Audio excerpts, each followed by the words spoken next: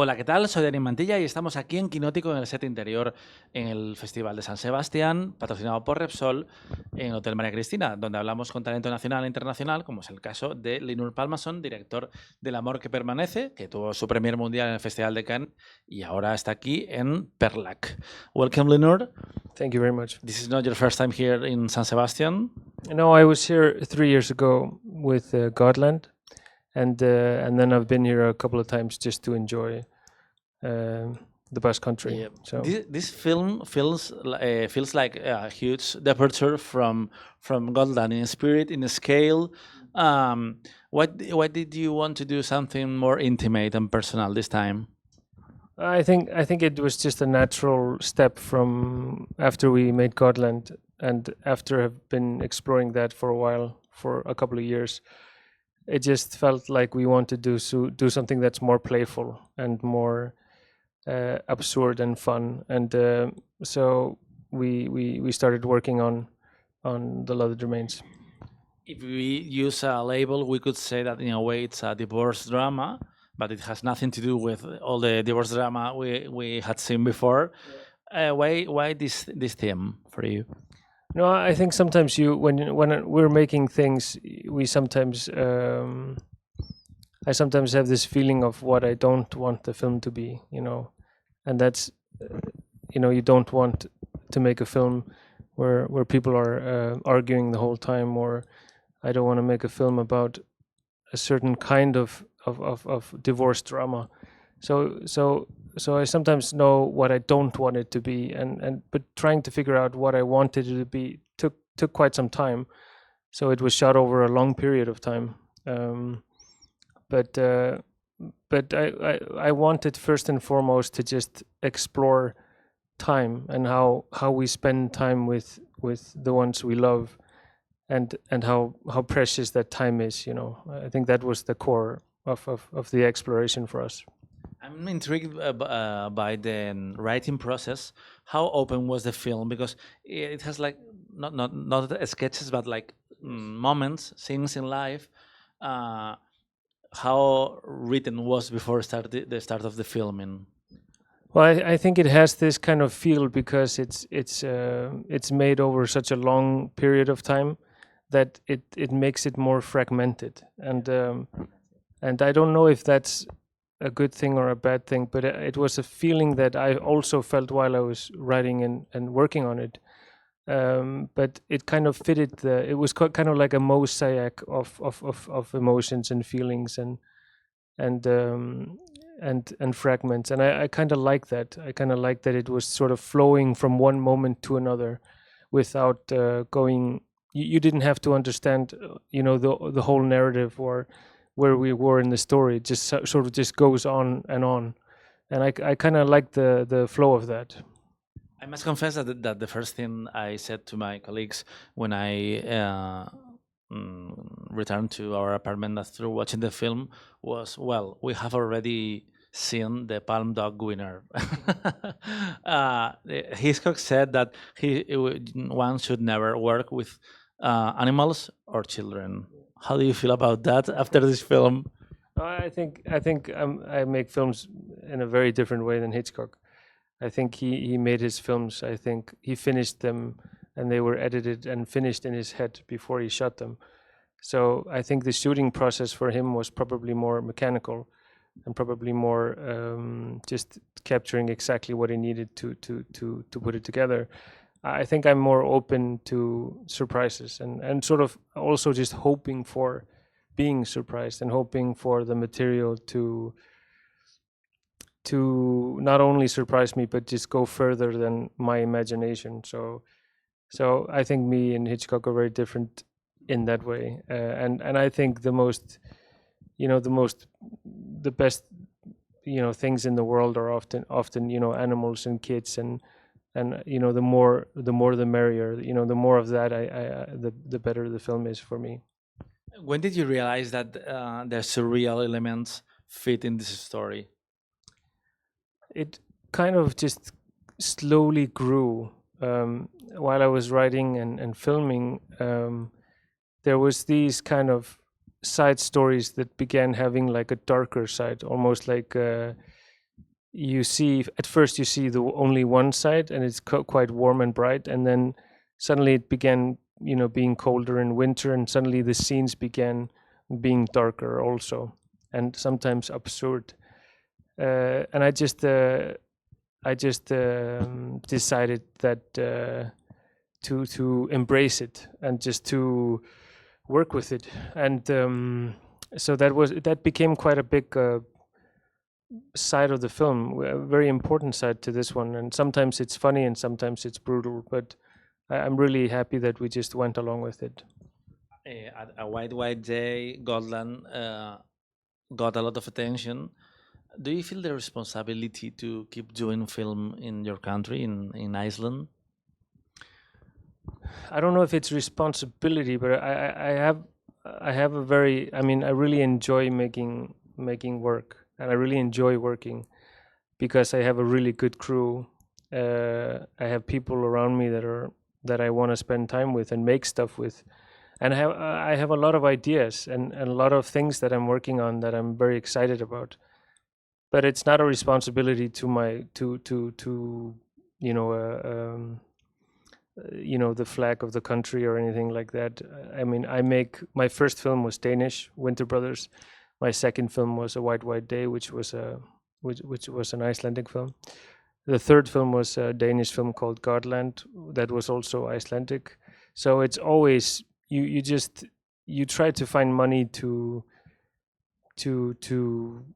somehow work on the vision you have, and you can't always decide where it comes from. But as long as we are getting financed, we'll make films, and I think I have enough ideas just to last me a lifetime, so hopefully we can make more. Well, you have two films here in San Sebastian because we can also see Joan of Arc in Zabaltegi. Exactly, and that's also what I'm interested in, is allowing like the films to decide for themselves like how long they are. So we have The Loved Remains in Perlak and the Pearls, and we're screening Joan of Arc in Tabacalera, and Joan of Arc is 62 minutes, so it's quite a unusual format. So we're always trying to explore new things and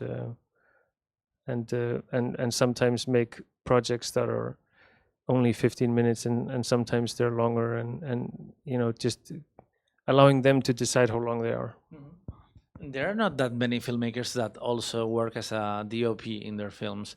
Why is that important for you? Well, I think it's because I began shooting. It started out because we bought a film camera, and then I started using the short ends, like the leftover film from the earlier film, to shoot a little bit every week or every month, and then this material just began building up and becoming parts of the features we were doing. So I filmed the last two, Joan of Arc and The Loved Remains, because if Maria would film it for me, she would have to kind of move to where I live and live there, and she lives in Copenhagen, so that's impossible for her. So it's more like just because where she lives and where I live, it's not because I have to do it. Mm-hmm. It's because just the way that we plan the films right now fit the way of filming myself. I read that you had that this film is inspired in a way by the fact that you went to live to the place you grew in. How that affected The Love That Remains? Well, I think I just when we moved back home, I made a short film called Nest, which is a 20-minute film about 3 siblings building a treehouse. And while I was filming that, and that was in our garden, and when I was doing that, it was shot over 2 years, a 2-year period. And while doing that and seeing my children play and build this treehouse, I started writing about what their parents were doing. So I started writing like these narrative threads of what these siblings' parents are doing, and that's sort of where it started building up as a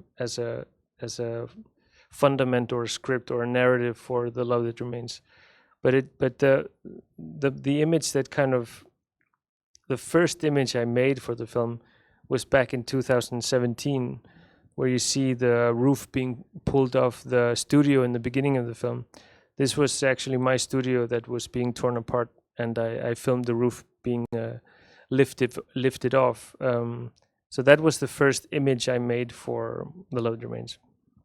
We have a hen in Zabaltegi, which is a really funny film. Well, not funny, surprising film. And we have a rooster here. Who would win?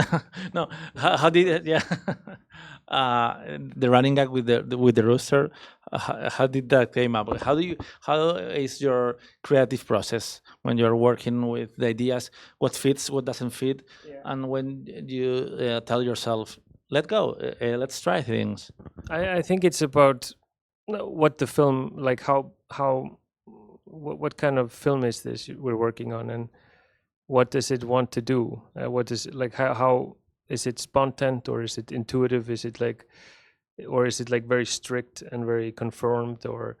And I think we just felt with this one that it was very playful and very crazy and very absurd and warm and intimate and all of these different things at the same time.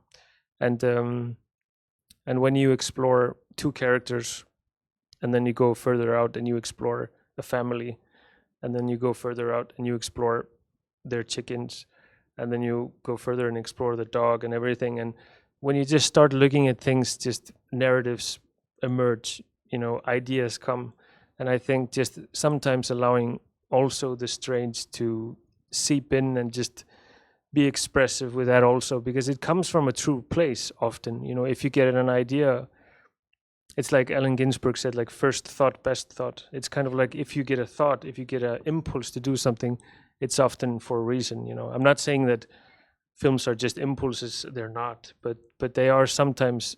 I think sometimes spontaneous impulses are quite important, and you should listen to them because they're there for a reason, I think.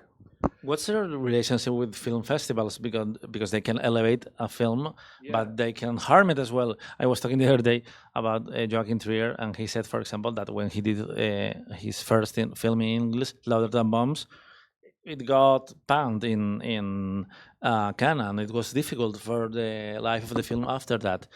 How is that connection? Because yes, it can be tricky. I think the most beautiful thing is that if there are individuals or people or festivals that take film seriously and talk about it and write about it, that's extremely important for a film, for the films that I make. I mean, my films are not big films financially wise. I mean, they are small independent films. And so festivals are crucial for us. Like, where do we have a premiere, and do people respond to the material, or do they write about it? Or these things are immensely important for us. So festivals are key, but it's also key to have really good distribution all around the world. Otherwise, nobody writes about it, or it just doesn't resonate in the world. So all of these things are important. It's really important to have press and that they have passion and about writing about it and talking about it. And so for us, for a film like The Love That Remains, it's crucial. And it wouldn't be a very interesting place to be if we didn't discuss these things. And also, I think the more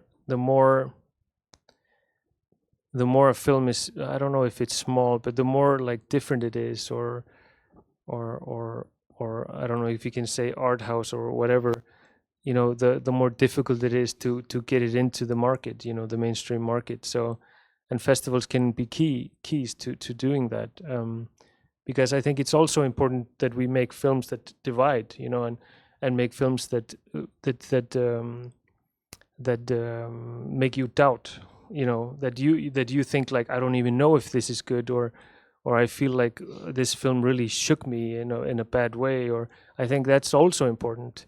So I think it's really important that these smaller films have a good life, and people support them, so they are screened in big venues and places, because I think also that sometimes the mainstream is just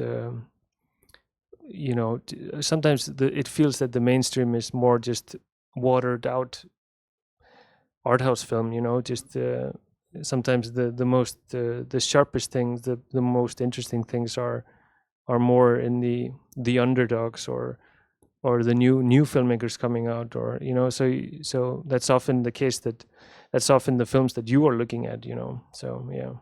It's funny because at the same time, film festivals might be the worst place to watch a film, because there's so many things. You're tired. You're watching too many films. Yeah.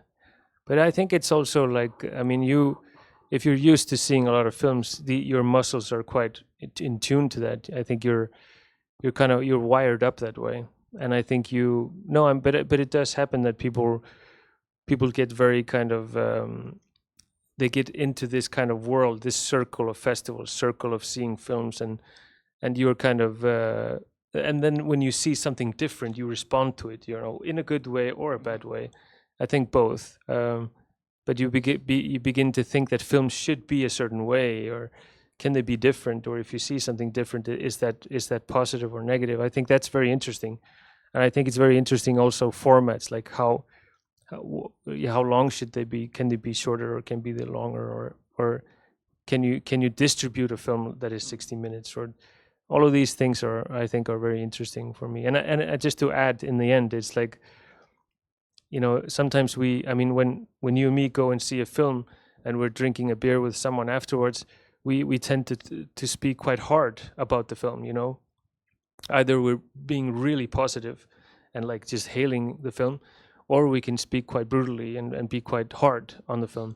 But it comes from a passionate feeling of, because we're passionate about cinema, we speak hard sometimes.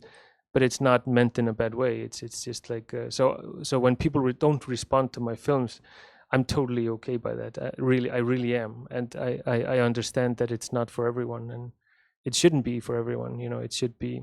It should divide the water. We like to end these interviews asking you, what's the film that you would like, that you would recommend to your 18-year-old self, and why?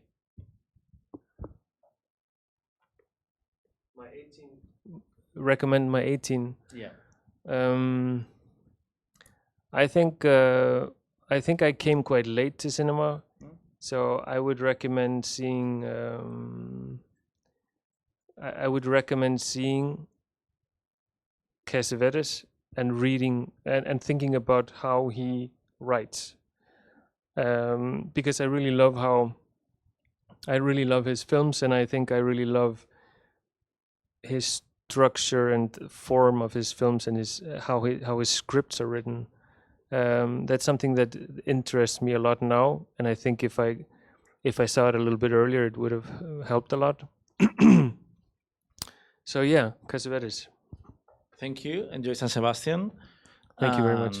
Seguimos aquí con más entrevistas en el espacio interior en el Hotel María Cristina de Kinótico, patrocinado por Repsol. Hasta pronto.